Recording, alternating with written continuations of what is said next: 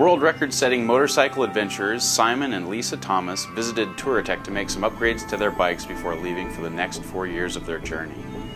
The Thomases are 152,000 miles into a 10-year continuous motorcycle journey around the globe. We took a few moments to speak to them about this journey. We thought the entire trip was going to take about 2 years, and I think we're as surprised as anybody else to find that we're 6 years in and only halfway through. It seemed possible to go to 122 countries without going into war zones, countries that I knew that we couldn't get into.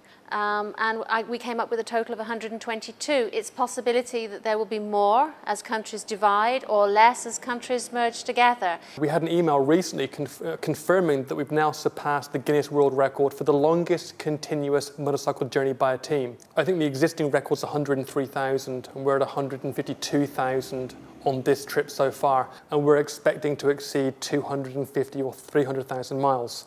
And we figure if you're going to beat a record, you may as well smash it. Japan will be the 59th country they have visited in the last 5.5 years.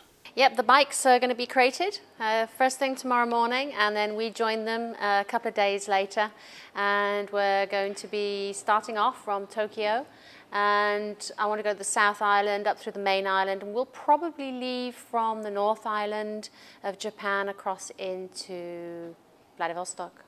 The Far East will be our fifth continent, and we're hoping to ride to all 7, the most difficult one being Antarctica.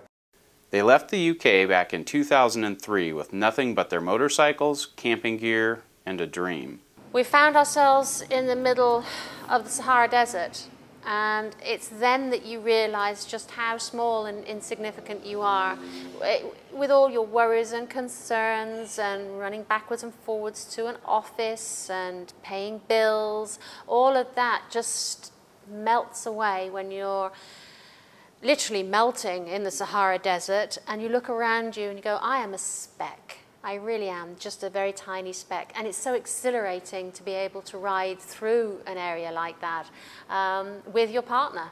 We were actually doing it. This was real. This wasn't me just imagining myself being here, as I'd done hundreds of times over the years before. And, you know, it was a pretty special moment, I guess. Since then, they have set a world record, visited 4 continents, and endured setbacks including malaria and a broken neck. When we set off, we were very much about the riding and the bikes, and very quickly we learned that what's made our journey truly amazing from our perspective is the people that we've met along the way. Because after you forget the sunsets and the vistas and the views, it's the people that you meet who surprise you in the most wonderful of ways, that set the memories that stay with you.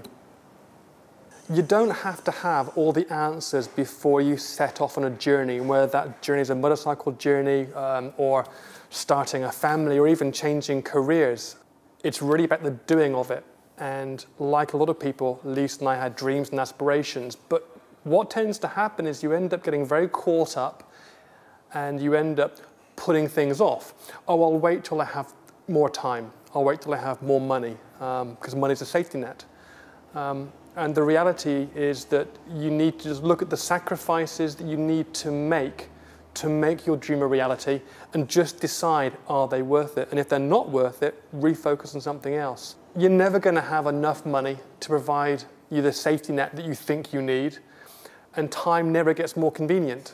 I mean, we talk to people on a daily basis about the journey and about the fact that, you know, we've had this amazing 6 years. And I know people imagine that we're doing it because we're somehow better qualified, and nothing could be further from the truth. We weren't mechanics, we had no off-road experience. It's just that we made the decision to do it. And so the advice really is, make some preparations, set some goals, but just put the plan in action.